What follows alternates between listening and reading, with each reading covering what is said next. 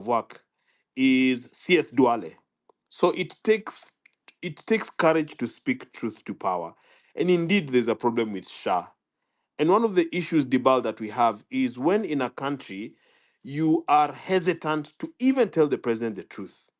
This thing called groupthink, this thing called sycophancy, where you feel, okay, this thing is not working, but if I say this, what will the minister think?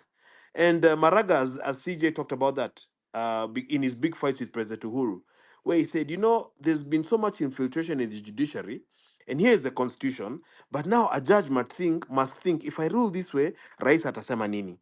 If I rule that way, and if we're going to build a republic, Dibal, we must have men and women of the kanda of Mheshimiwa Nyikal, of the kanda of Mheshimiwa Kabando, because like President Ruto said, to criticize your government is not to hate it.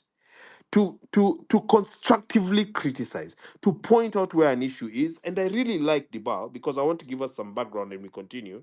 I like how Mheshimiwa Kipto, Speaker, said efficiency and delivery is the only thing that will work in this environment.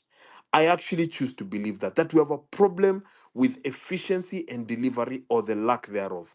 As we speak, I can see NTV running here, and the headline is a picture of NIS boss and a picture of General Kaniri of the KDF.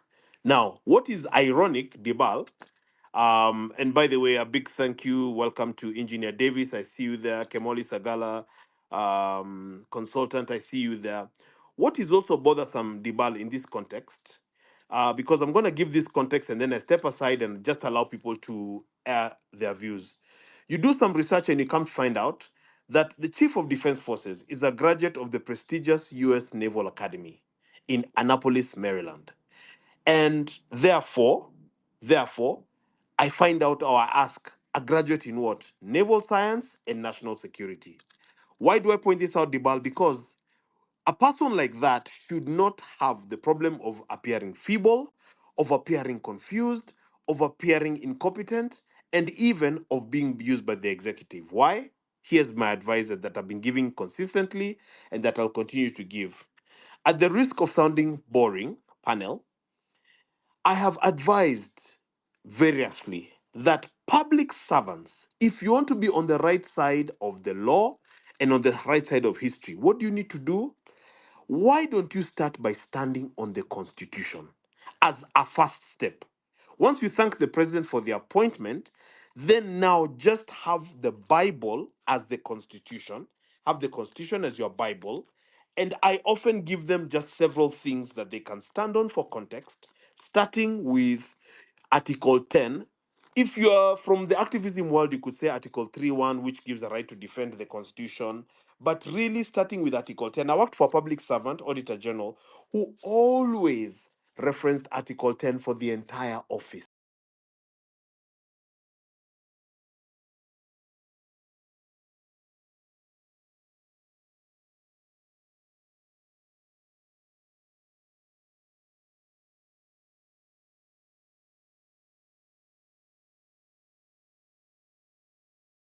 So that when they're doing audit and communicating the same to Kenya,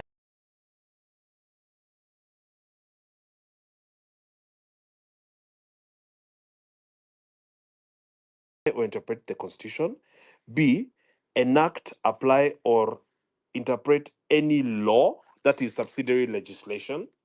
All right. C, the national values and principles of governance include, all right, and this would go even until the KDF people include participation, national unity, sharing and devolution of power, the rule of law, democracy, and participation of the people. This is something a leader can read every day. B, human dignity, equity, social justice. Somebody talked about the human rights. Joe Newto, I believe it was. But Joe Newto is speaking that way. But Rigathi Gachagua, if he was president, would we have human rights in this country? That is something to park at the back and let it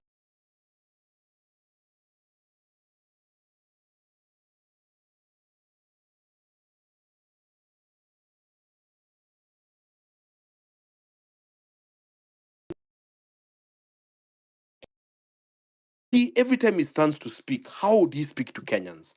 And I believe that CS Murkomen speaking to Kenyans in a constitutional and proper and hygienic manner can ultimately help his boss, the president.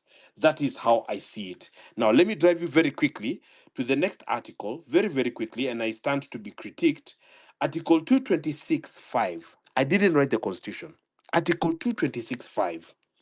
If the holder of a public office, including a political office, that includes political parties, directs or approves the use of public funds contrary to law or instructions, the person is liable for any loss arising from that use and shall make good the loss, comma, whether the person remains the holder of office or not.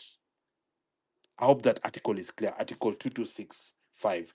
And then the last article that I would like to give for context is Article 232.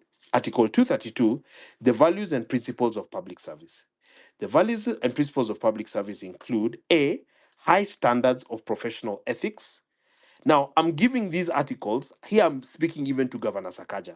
B, county governments. B, efficient, effective, and economic use of resources. C, responsive, prompt, effective, impartial, and equitable provision of services.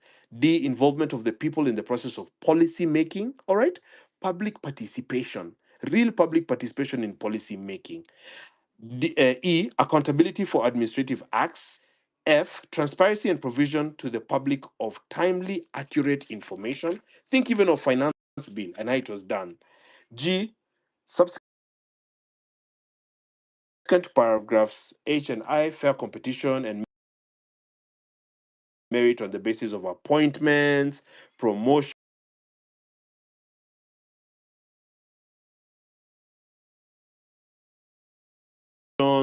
representation of Kenya's diverse community,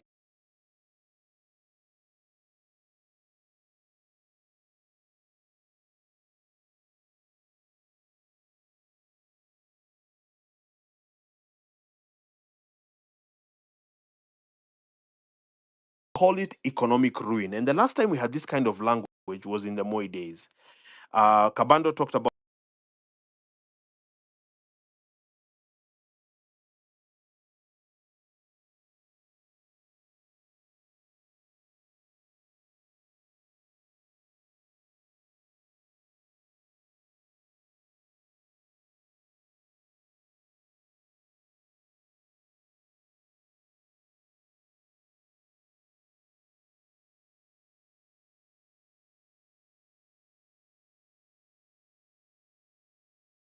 reached the borrowing limit. They're still adding MPs' salaries.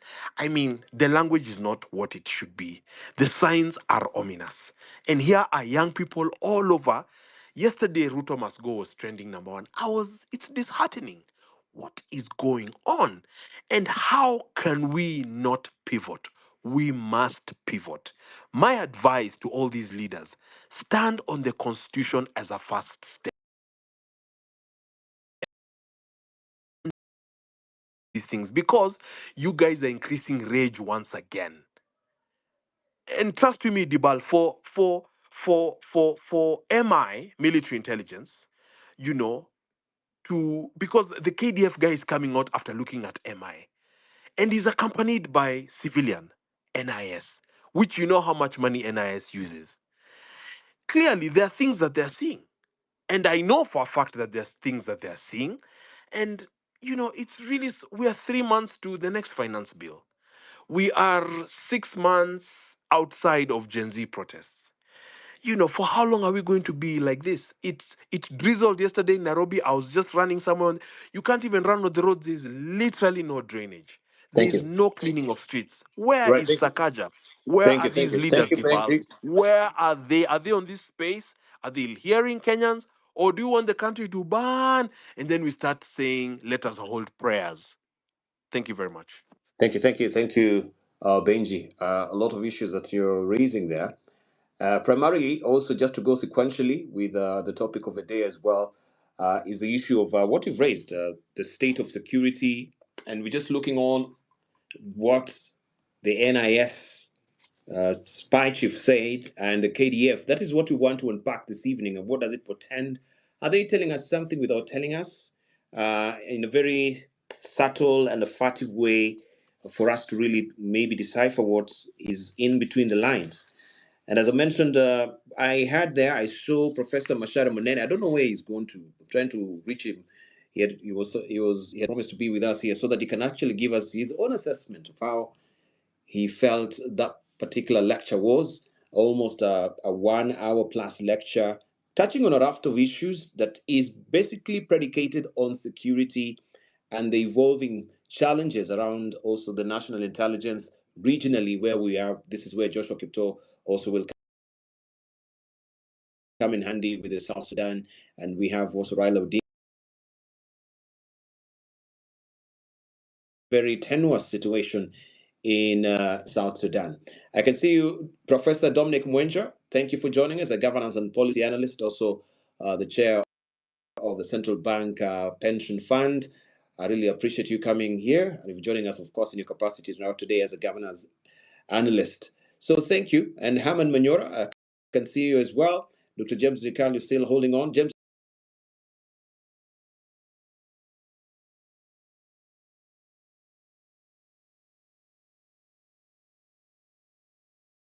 President. So in the interest of time, I will urge every speaker to also be conscious about time so that we at least take at least 3 to 4 minutes each and we have a good discussions. And I can see there's a flash of interest from people who wants to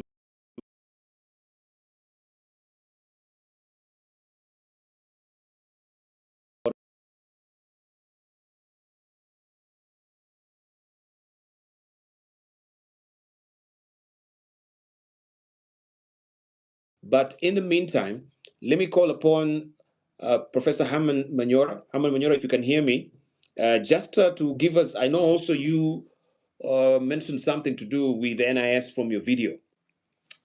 And given Kenya's historical concerns about political surveillance and misuse of intelligence, with what they're doing, that is getting to be bare, of course, let it all hang out and be transparent for political purposes. Did you pick out any influence from the upper reaches of government beyond the DG? Over to you, sir. Thank you, Deba. Thank you for inviting me here, and I'm happy to be around. Deba, let me start by saying the state of the nation is actually, I would say, that is just the tip of the iceberg. Uh,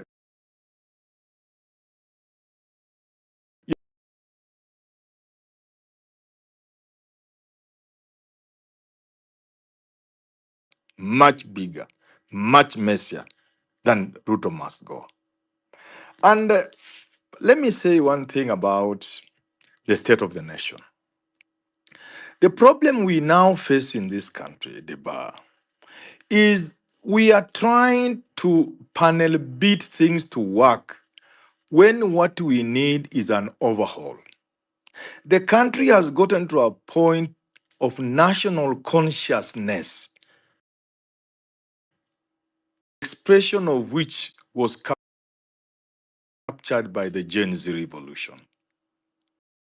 And when a people have achieved the sort of consciousness this country has achieved, you can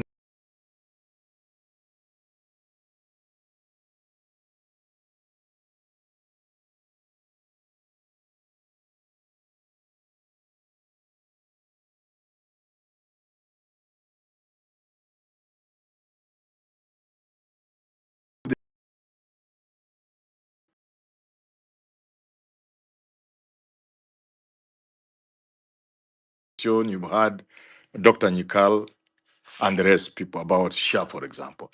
You cannot make SHA work in this country. There is need for new thinking. And the new thinking is even simple. We are trying to complicate things which are supposed to be best.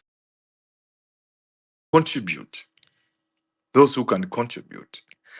What is simple is to offer free quality health care in this country.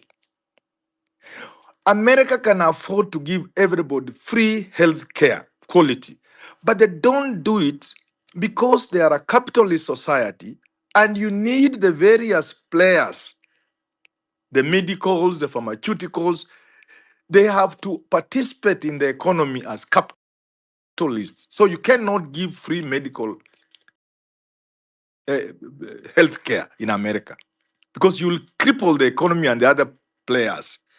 And the American public can afford. You cannot bring that model to a country like Kenya, for heaven's sake.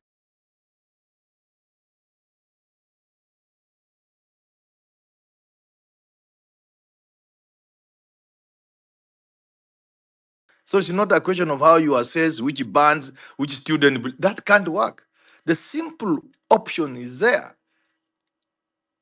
Provide free education to university students. Otherwise, you are creating a monster that will devour all of us. Why? Education at university will remain a preserve of the rich and the thieves. There are going to be so many students from university who start university, can't finish, and they drop out of university and spill into the streets. They will be bitter with society for that purpose. And they're intelligent human beings. We cannot be safe. So, in summary, in terms of what's going on in this country, we are trying to panel beat things that can't work. We need a fresh start, a fresh overhaul, a paradigm shift in the way we look at things and do things. Now, to go briefly to the intelligence, it is part of the same story because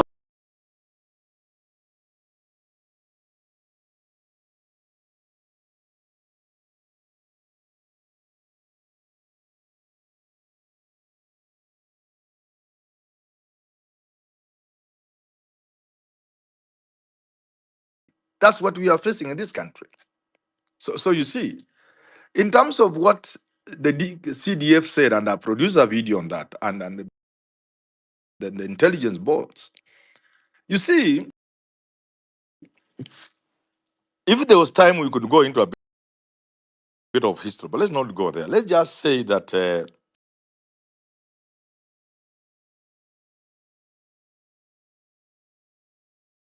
CIA, they interact with the public. We are still operating in the dark. So was it a good thing for CDF and Nordin Haji of intelligence to come up? Certainly, yes. Was it the timing right? No. We need to rework our security sector. We need to reform the intelligence and slowly get to a point where they now openly engage with the public. When it's done abruptly in the manner it was done, then the people give this pronouncement only one interpretation, that the CDF chief and the intelligence chief are doing President Ruto's bidding. They are threatening Kenyans. They are gagging Kenyans. They are telling Kenyans, don't say Ruto must go. Don't fight for your rights. So they are scaring Kenyans, gagging them, threatening them. That is the interpretation. But remember, there could be a better interpretation. In other words, the military, like I've said, and the NIS and the entire security sector is affected by the unrest in the country. And they are merely trying to share the information with the public. So the first interpretation, they are warning us, they are threatening us. A more serious interpretation would be they are trying to tell Kenyans, almost pleading with Kenyans, look here, this is our country. It would appear we are not aware that we could be crashing this plane called Kenya. So what I'm saying is, therefore, in summary, it was a good thing to open up, but the interpretation that people would give, because they didn't control the narrative thereafter. The interpretation is they were scaring people. Yet there is a better interpretation, is they are trying to share with the public. But they are doing it before they prepare the same public. So we need to reform our security sector, finally, especially the intelligence. And if I had time, I would go through that. I don't have the time. We reform the security sector up to a point where they can communicate with the public. And that will mean creating the communication infrastructure. It cannot just be director of DG of NIS. It cannot just be CDF bombarding the public with an opinion. No, it must be structured.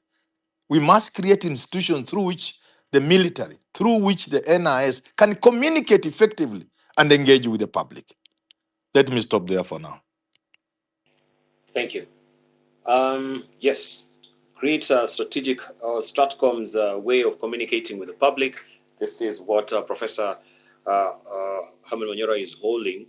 I want us just to get a view of Professor Mashara Munene on this as well. Mashara, you were there, and thank you for joining us. I was biding my time to see if you could actually chime in on this, and we drill deeper into it.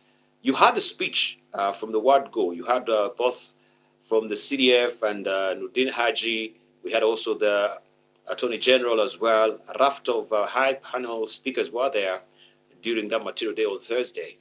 And they were, of course, he was reading from a written speech. We had off the cuffs as well. And that was actually being told also light with a light tongue in cheek as well. I don't know, what was your assessment so far? And then we have all the splashes from our dailies and the conversations going online as well. What is your assessment, Professor, objectively?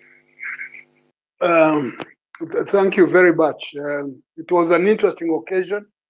They had taken care to invite almost everybody. It was an open forum for all sectors of the Kenyan public. The media was there in full swing. The Juakali representatives were there, students were there, professors were there, whatever field you can think of. Even those people who are supposedly the leaders of the Gen Zs last year were there. But I think one of the things that they tried to bring out, especially the intelligence, is to let the public know that there is a new university which deals with some of their concerns. But more than that, from what the Director General said, they intend to open up and no longer to be seen as a secret organization, that they want to interact with the public. And the Director General's presentation, which was more than an hour or so long, was kind of a general panorama of the challenges that they face, that the country faces, including corruption and all those type of things. And his statement that they will be going out to recruit in the open, not to be seen as if they are doing things in the dark, that sort of thing. So it was kind of an inaugural lecture for some high-level person to say what it is all about and what they are all about. Now, the general's presentation was not so much the script that had been the big lecture that had been written. He seemed to be talking from the heart, and he said a lot of things about some of the things, the challenges they face here and there and there. And yes, at one time he did say something about must go to be taken into account in the context of the Constitution, in case there are some people who have some other ideas. I think it was a genuine concern that everything is not as good as it should be. The military, yes, they are very well trained. And from last year's Gen Z demonstration, even when they were called out, they seem to get along very well with the demonstrators for some interesting reason. But I don't think he meant anything untoward in that, from the way it appeared. And given the rest of his presentation, which was wide and very telling about some of the challenges that the country faces. And that was just one part of it. Although from the reaction, it would appear as if that was the only thing he said, when he said quite a lot of things. So it was, I think, a good opening up. And it's even good that people are discussing it and debating it, rather than keeping quiet or not being conscious of what may be or may not be going on. Yes, there are some concerns, and genuine concerns in that case, from all quarters. And I think Professor Manyara, I did listen to him and he touched on some of that, but also the other side. So I really do not think that there's something to be worried about too much, but it's good to talk about it and be conscious. I think the general was genuine about his concern, and that's what he did in 2 words. And that's all. And the rest of it was a catalogue of the things that the country is going through, has gone through, and the kind of diffusing they tend to do in various occasions. So that my impression is that it was a very good occasion for opening up to the public, because almost everybody was there. They answered questions. Some of them are a bit touchy about what they have been doing or not doing, particularly the Director General. The questions were to the Director General more than to General, the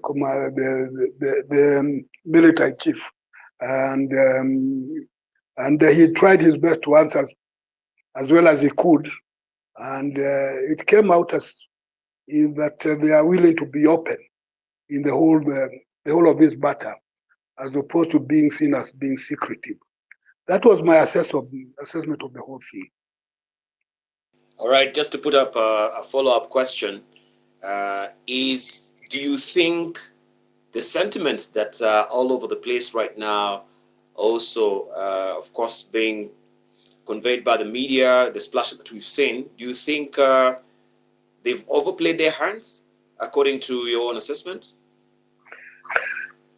It depends on how you look at it. I think to some extent the concerns are good, because it's an expression of opinion and warning that something might go wrong in that sort of. But I think it's overplayed in this case. But we cannot rule out power play, games, political power play, because everything is political anyway. Even the way the reporting is being done or not being done is a political game. And so some of it might appear to be overplayed, but that's not to say that people should not express concern. If the security chiefs say one thing, although it may be just one small part of everything, people have a right to raise questions. And in as much as they are raising questions, that is good. But it can also be that it's being overplayed, and that we should be aware of. And if we are aware of, then there's nothing to worry about too much in that regard. But it's okay for people to raise questions. All right, thank you, Prof. Bashara Munene there. So first-hand, of course, reaction there from a person who was from the plenary. I think so as well. It's a good thing that it sparks conversation. I wanted just to ask Professor Dominic Mwenje, who's joining us. He was on the road as well. Then we'll go back to a cycle, go back to Joshua Kipto as well, to just drill deep on these issues as well, and just to hear his voice. Thank you, Prof, for joining us, and also consenting to just also take some of his conversations further. Your own assessment so far, if you've been following these reactions on social media and the NIS sentiments, first of all, is it a salutary effort that is coming from them, that they are actually lifting this layer? I remember from his speech, he said, sometimes security is akin to a blanket that is covering you and keeping you warm. But you don't have to, pull up some of the threads that it may make the blanket itself come unbundled. You just have to, keep yourself warm. And that is the state of secrecy. So a bit of it has been lifted. And the question everyone is asking, how does public perceptions of secrecy within intelligence agencies also impact the effectiveness in gathering critical security information from citizens? Can it just remain the way we've known it? Briefly, I yield the floor to you. Good evening. Good evening and thank Debal. Can you hear me? Perfectly. Thank you, Debal. I've been listening, and Polly, I've been driving, so it's a bit tricky to get a strong signal when you're driving. Let me start because I've been listening to all the other folks that have been talking since the last almost hour and a half. Let me focus first of all on governance. Because that's my area, and what I see is a miss in terms of the structural weaknesses within the governance structure of our different ministries. And here I'm going to focus probably on, and going back to what Dr. Nyikalo was saying, the issue of service delivery is extremely important if we understand what the expectations are in terms of the services that need to be delivered and how those services are being delivered. Now, there are some key ministries that have a major impact on our common person, our Njiko out on the street.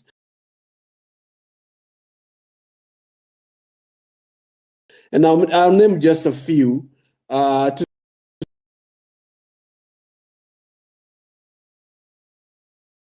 Health, agriculture, industrialization, the cooperative ministry. Those are some of the key ministries that have a direct impact in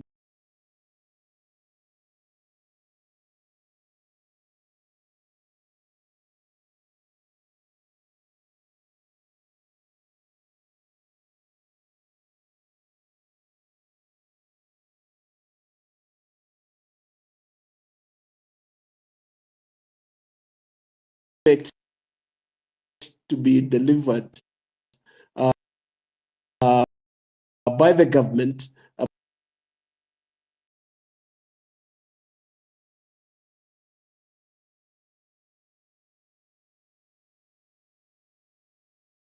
Structural weaknesses within a delivery system. There's something we call the structural holes, and those structural holes allow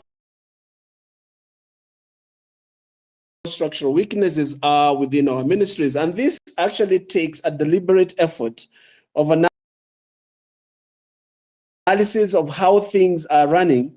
And that's why the issue of politics, the issue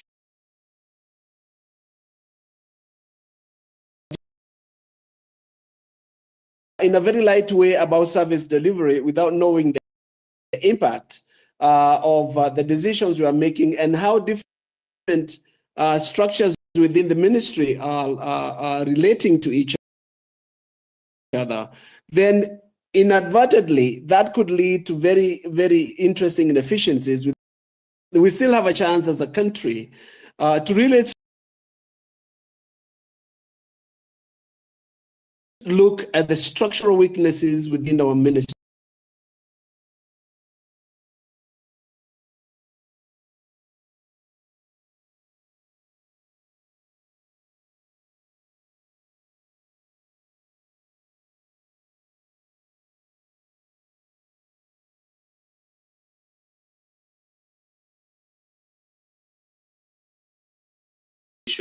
I appreciate your sentiments, but primarily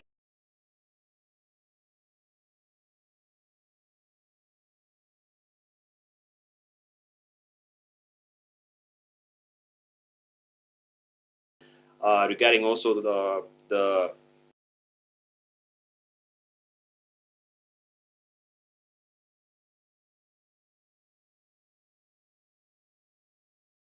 upcoming, of course, tour. We have also issues of the National Assembly